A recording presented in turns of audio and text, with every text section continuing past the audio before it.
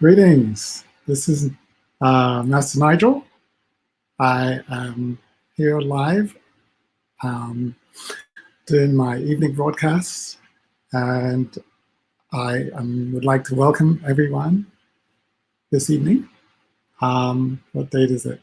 Today is Thursday, April 8th, I believe. No, April 9th. Is that right? Thursday, April 9th. And this is my second broadcast of the Greatness Activation Show. And my intention in doing these shows is to speak about the greatness that exists in people. And the first thing I'd like to say is that I discovered that my life purpose is activating and unleashing the greatness in people. And my mission in this current life is developing vehicles, systems for fulfilling that purpose, which is activating and unleashing the greatness in people. So in tonight's broadcast, I'm going to do a brief recap of how well, first of all, I'm going to do a little blessing in, and then I'm going to do a recap of the context for this movement, calling, and then I'm going to share something about mindsets and its relationship to greatness.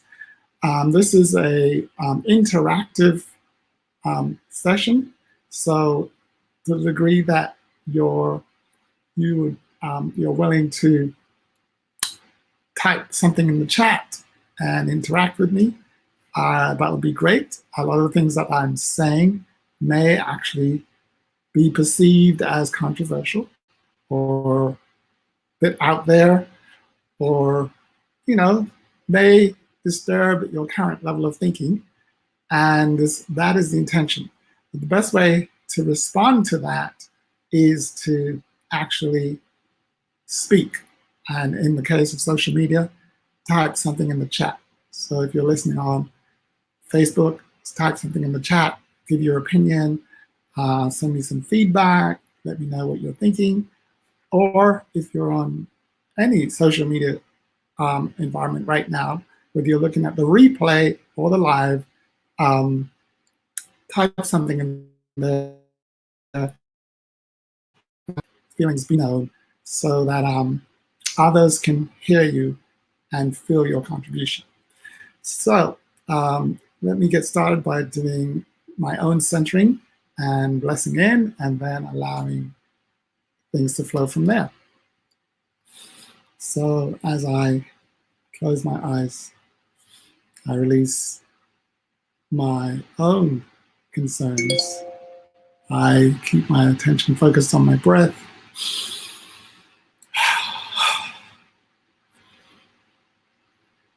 I allow myself to become present to my body. Let all thoughts settle. And I know that as I'm settling now, I'm allowing divine inspiration, divine guidance to take place. I'm allowing and accepting that whoever else is watching this broadcast, so to place and be in divine order, divine guidance, and allowing the words, the thoughts, the ideas to just flow freely and to be a benefit and a blessing for all those who hear and speak. And so it is. Amen. Okay, so I'm just gonna send a text here. Someone's texted me.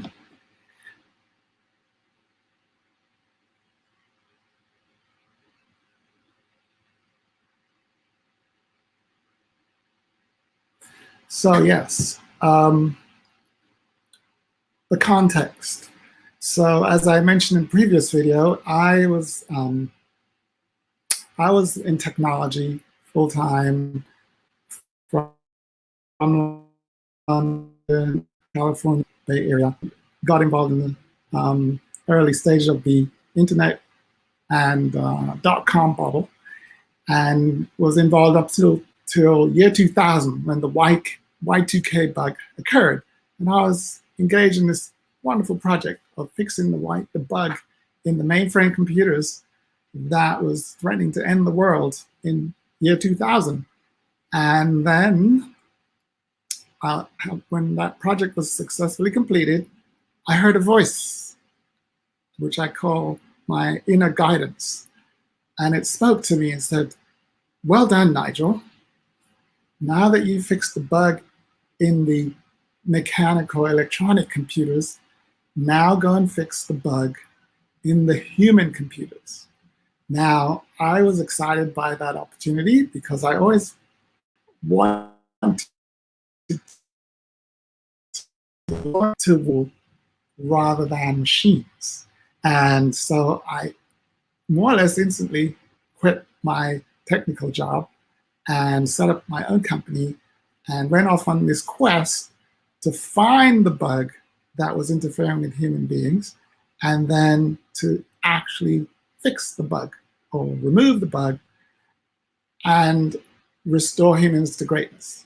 Now, I know that sounds out of this world, but remember, I was much younger then, Y2K, 2000, 20 years ago, and I was very enthusiastic about the opportunity of serving humanity. So I went off, and within about 3 months, I found the bug. And it's a very similar bug to the bug that interferes with computers and operating systems. And I think in the previous video, I mentioned the bug is a word, a 3-letter word. And so if you want to know what the 3-letter word is, that is the actual bug that is interfering with the human mind, the human computer, then I invite you to check out my previous video or stick around till the end and I will reveal that bug. I might even reveal it before the end.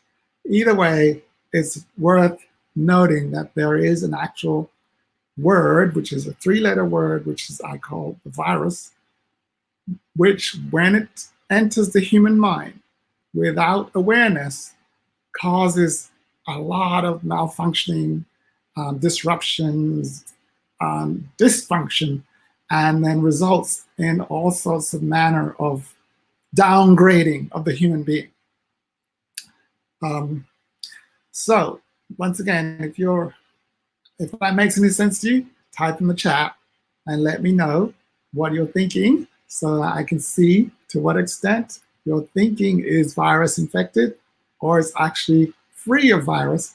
Either way, it will be very revealing the thoughts that are coming out of your mind. Let me just do some technical things here, make sure that I'm actually live. Switching over to my iPad, seeing if I'm live on Facebook. If you can see me, please type in, or if you can see the recording, please type something in the chat so that I can know that I'm live. Okay, so meanwhile, so as I was saying, I found this bug, and as a result of the bug, finding the bug, I started to help humans, help people in my local town, Oakland at the time, California, and discovered things. And one of those interesting things that I discovered, I would like to share today, and that is to do with mindsets and how the level of virus infection lowers or creates these different mindsets, which explains the different levels of functioning in the world. It also explains the different levels of awareness in the world, different levels of contribution, the different levels of prosperity, and all more or less explains the diversity in human performance, at least in Western United States. But I think it's universal, and I would love for you to tell me what you're noticing and whether you agree with my observations. Once again, the angel Karen is here. Thank you for joining me. Now, to explain what my findings are, I created a PowerPoint presentation or keynote, and I haven't tested whether it works with this live broadcast yet. So I would like to share my screen with you, and then you can tell me if you're seeing anything. Let me do a quick share. Let's see what happens. Share screen. Let me know if you can see me. Then I'm just going to switch back. And if you can type something in the chat and let me know if you saw the screen there. Can you type in the chat, anyone? No, can't see it.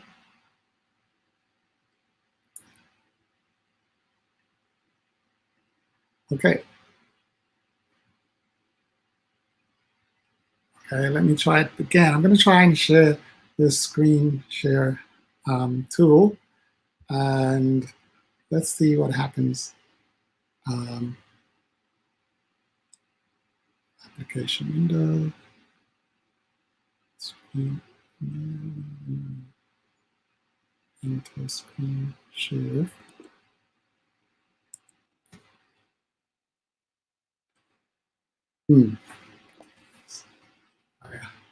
Let's see.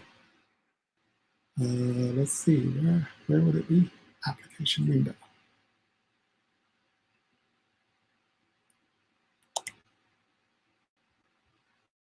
I'm hoping, no?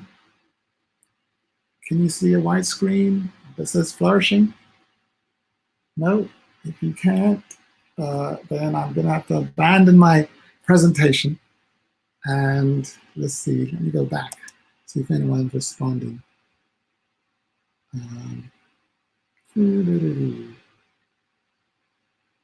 No, she can't see it.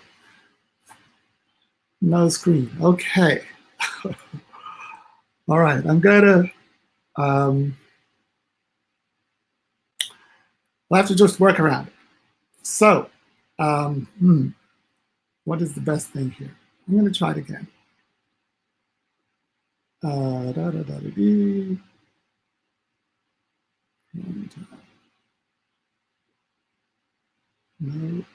no, no.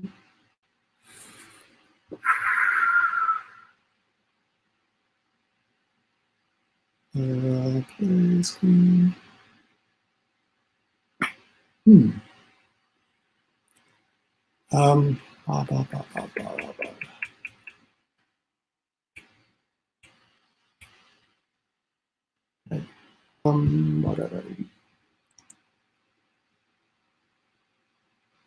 Did you see that?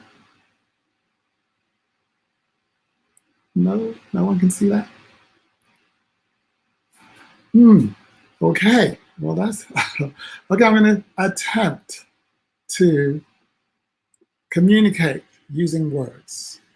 So I would like to, I'm going to actually draw it on a piece of paper.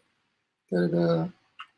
Now the trouble with the paper is that it messes up my screen when the camera focuses on it.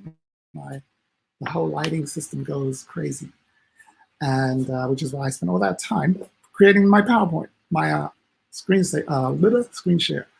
Anyway, I'll just explain it. So just imagine that you have a pyramid, and there are 4 levels on this pyramid. The highest level, the mid-level, and 2 levels below. So at the highest level, we call that level the flourishing level. And that flourishing level represents the mindset of the being who has had no virus infection, meaning mind is totally clear and the mind is functioning the way that it's supposed to function. And when the mind has no interference, it literally is called the enlightened mind. And in that state, the mind literally is able to connect directly to the spirit or the source. And people, you can channel wisdom. It's a little like the computer connecting to the internet.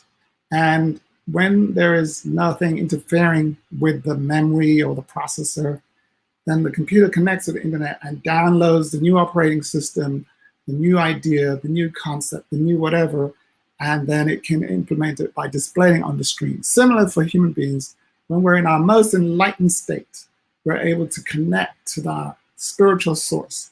And that's the source of new ideas, new evolutions. We evolve naturally, and we are in harmony and symbiosis with our physical environment. And that state is called heaven on earth. If you can type that in the chat, heaven on earth, so that I know that you're with me.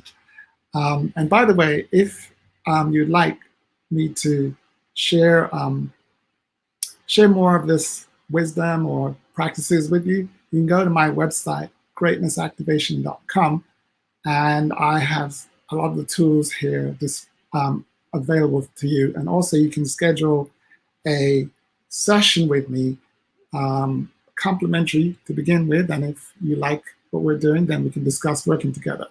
But yes, the intention is to return to the state of heaven on earth. And when we're in heaven on earth, there is nothing interfering with our minds. And so we're said to be one with our source. We're in nirvana. Life is easy. Everything flows naturally. And from a financial standpoint, there is no work.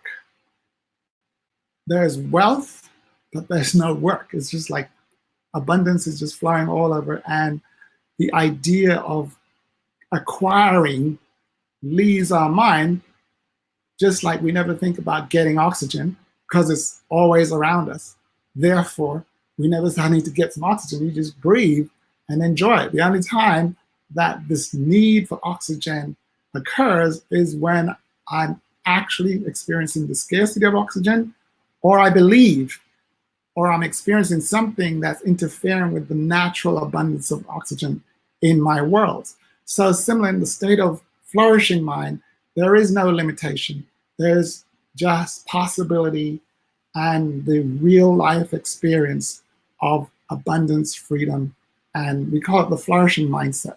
And that is the case where there is very little, if any, virus interference happening in my mind.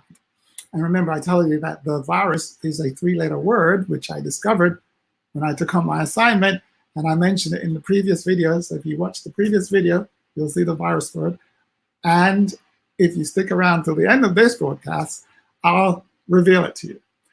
Now, the next level down on the pyramid. So you should have drawn a pyramid with 4 levels. For those of you just joined me, there's a pyramid with 4 levels. I had difficulty displaying it on the screen, but I'll probably post it at the end of this video.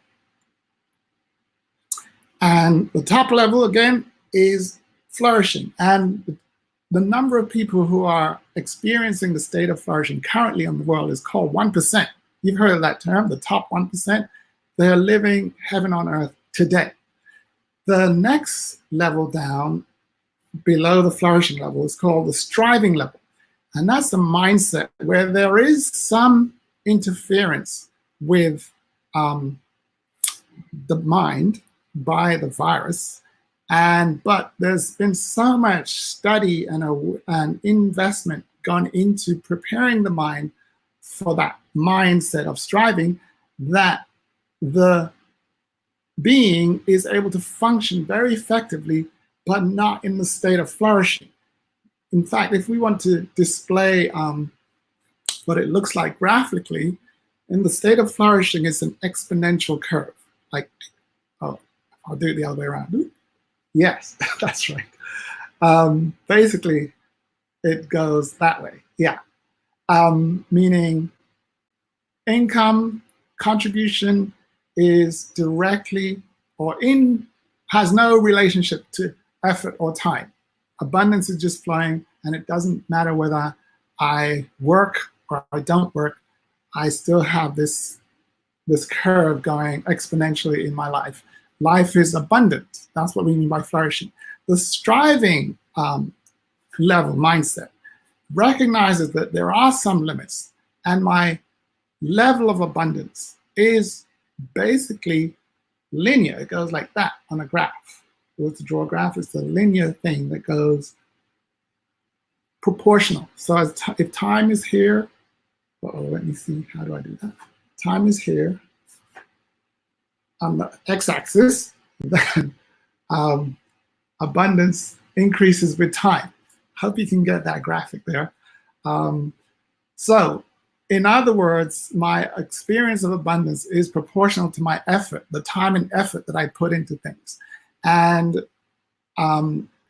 in the real world, what that looks like is professional services, attorneys, doctors, lawyers, architects. These people have spent at least 7 years studying and preparing their mind for a specific profession. And typically, they're rewarded in terms of financial abundance in accordance to the effort or the time that they put into their contribution. Unlike the flourishing world, where the abundance grows like the forest, and it's independent of my effort or my time. But if I get infected, then I start operating on a low mindset called the striving mindset. And in that mindset, I've got to put in the work and the time, and I'm rewarded according to my time and my effort. And that state is actually considered to be great. It's a great life. You can make a great living operating in the state of striving. The next level down below the striving mind is what we call the survival mind. Now, the survival mind is very prevalent. It's the most popular mind. It is the one that people call normal. Nigel, I'm a normal person. I'm just a normal person. Now, it turns out, from my experience and my observation, there are no normal people on Earth. There are just high-level beings, which in the previous video, I call them great ones or angels, royalty. And these beings have been infected with the virus. And to the degree that there's infection, there's a downgrade in the mindset. And the most popular, it will downgrade until it dies. But we'll talk about the dying level in a minute. The one that occurs just before dying is called surviving. You can test this yourself. Just go out and ask the majority of people and say, hey, are you flourishing, striving, or surviving? And it's like the 80-20 rule. 80% of people will share that currently they're surviving. They're surviving in their health, they're surviving in their relationship, they're surviving in life, and they're definitely surviving in their finances. And especially in this current period of time, financial survival is where the state of the world, the majority of the world is. Not everyone. Despite what is happening, it's not only a few people, well, it's the majority that are in survival, and many are striving, and even less are flourishing, but they've always been flourishing. And as I keep saying, this is the birthright of human beings. Flourishing is the highest state of mind, and it is the natural birthright of every human being on earth. But to the extent that I allow virus infection in my mind, it will start downgrading me from my birthright of flourishing and then bring me down to striving. And if I avoid those practices, the professional services, I then default to the normal state called surviving. And in surviving, a definition I like to give about surviving is not dead yet. So just to get an idea of what surviving really means, is just imagine a plane is flying high in the sky, and then for some reason it crashes in the sea, and half the people are dead. They just died. And then the other half survived. But where are they surviving? In the sea. And in order to stay alive, they've got to keep paddling their feet, got to keep swimming or moving. Otherwise, if they stop, they die. So in the survival state, the mindset is I've got to keep working or I die. I've got to strive and struggle for what I need or I die.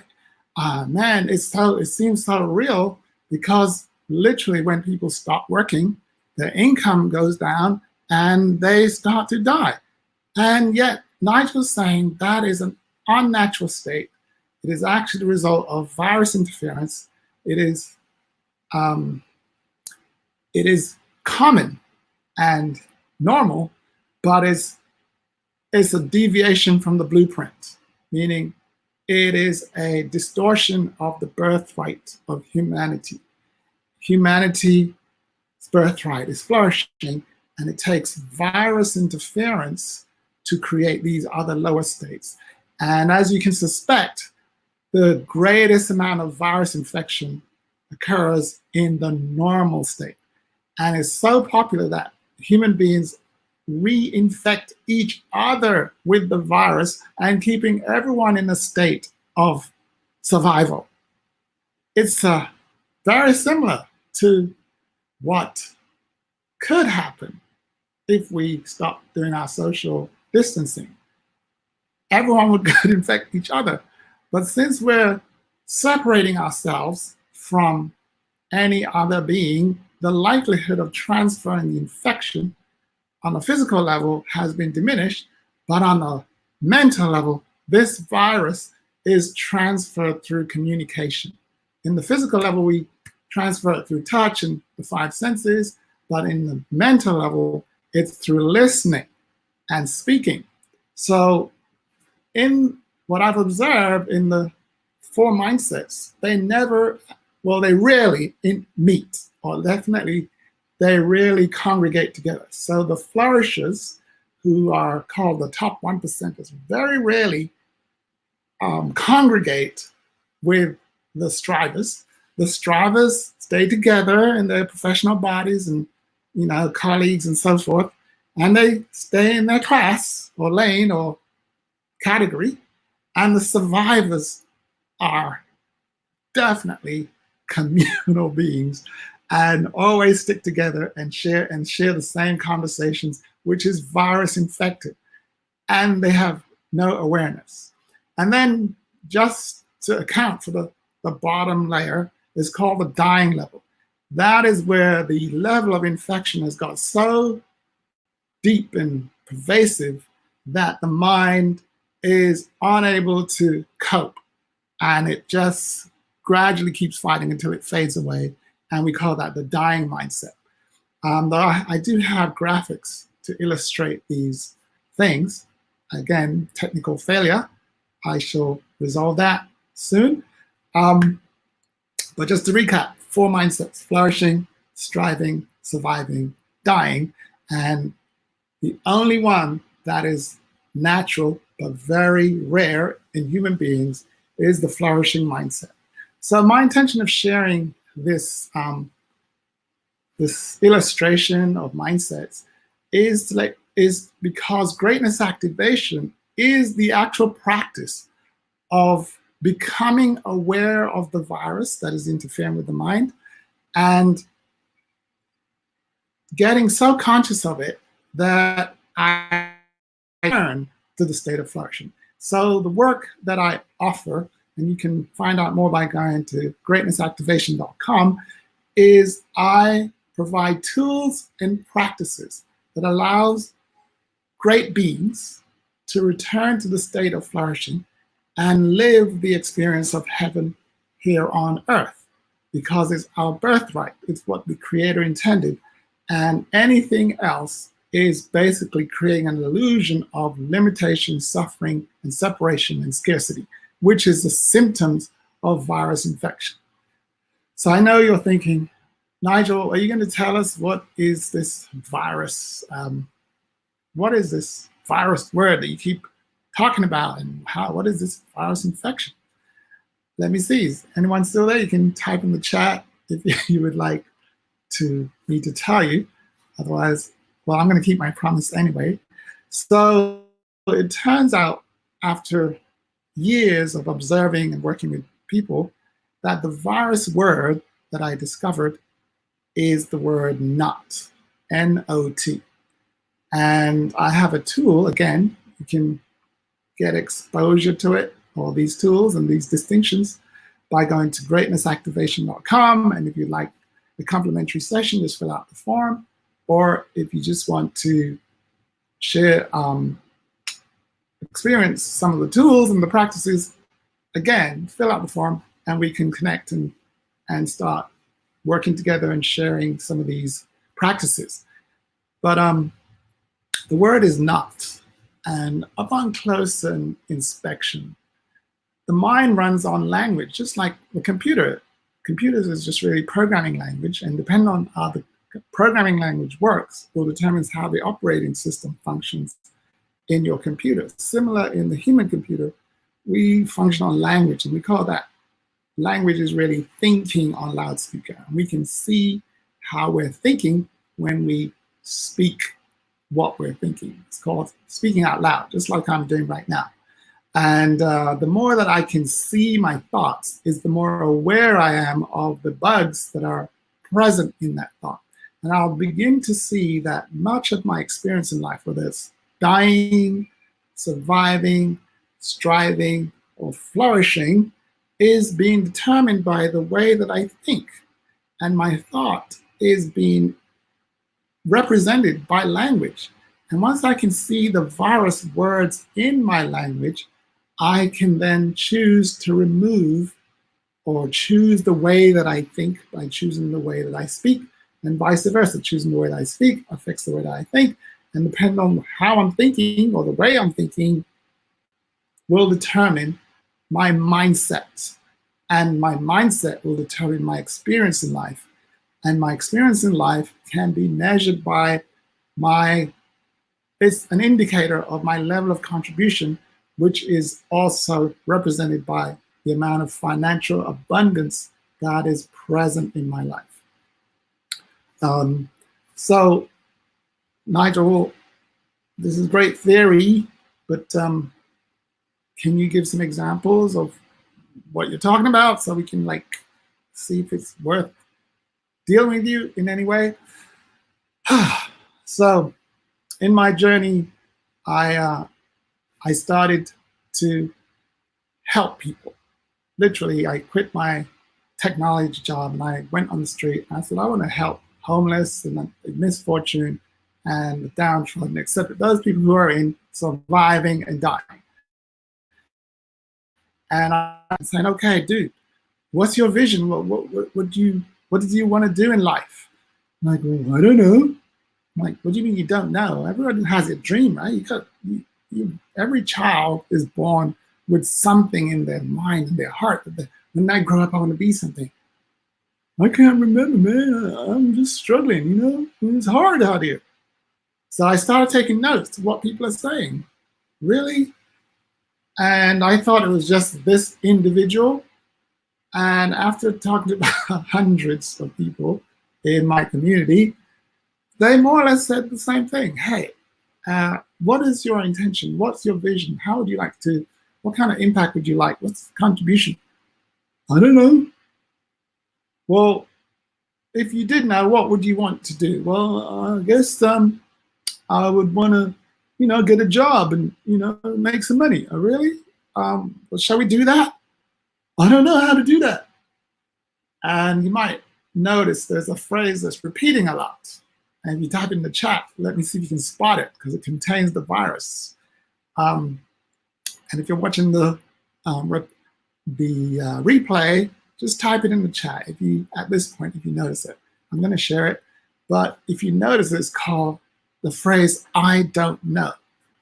And I kept on hearing this phrase everywhere I went. And as I was helping people, I didn't have the awareness of these mindsets at the time, but the majority of people I was encountering were in the state of, I don't know, and I don't know. And then they would have some sort of victim story, and they'd lead it and include the phrase "I don't know," and then I realized that the phrase "I don't know" is actually the death sentence. I call it the death sentence. It says "I don't know," but the word in the middle is "don't," and I thought that was the virus when I first heard it. And then as I wrote it down, D-O-N-T, it actually was two words. I do not know. Let me do that. I do not know. And so I'm like, wow, are these people aware that they're speaking and therefore thinking in virus-infected thoughts? Everyone that is in survival uses this phrase, I don't know. And definitely when they're dying, they use it a lot. And so what I found out, that sentence is like a death sentence for the mind, but it's only one word in there that's creating the problem, which is the word not. And when you take it out, you get I do know. No.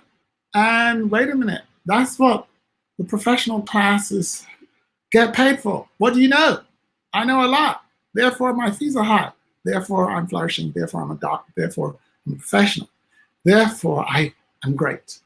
And then there's another level where I know that I know, but I know someone who knows.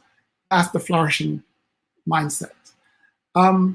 So having looked at this layer of surviving people for about 10 years, I found out that there's lots of words, at least in the English language, that contain this virus word not.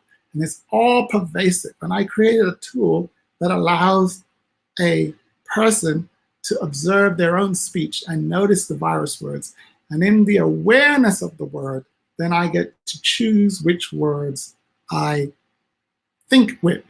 And so that's the foundation of the virus, the mastery performance activation system, which is the basis of greatness activation. We provide the client with tools and practices that increases their awareness of their thinking. And by shifting their thinking, it changes the way they perform and the way they see, the way the whole mind works. And as the level of virus is reduced, or the awareness of it is increasing, the choices change. The mind actually starts behaving in its natural order, and people return to the state of flourishing as per the original design. So I hope that made any sense. If you'd like to experience it for yourself, please go to greatnessactivation.com, and I will be elaborating further on these distinctions and these practices in my next broadcast. So if you're interested, once I said, go to my website, greatnessactivation.com, and we can take it from there. So I will now bless out until our next broadcast. So as I allow my thoughts to settle, I am grateful for the opportunity to share my thoughts, distinctions, and gifts with the world. I'm grateful for the opportunity to connect with those flourishing and striving minds who have maintained and preserved their original blueprint of greatness. I'm grateful for all those great minds who are connecting with me right now. I'm grateful for all those who are in survival and are willing to release the limiting thoughts and limiting ideas so that they can return to greatness. I invite all these beings to return to our highest level. And so it is. Amen. So I look forward to our next connection. I thank you for watching this video. Whether you're watching live or recording, I look forward to reconnecting with you soon. Thank you.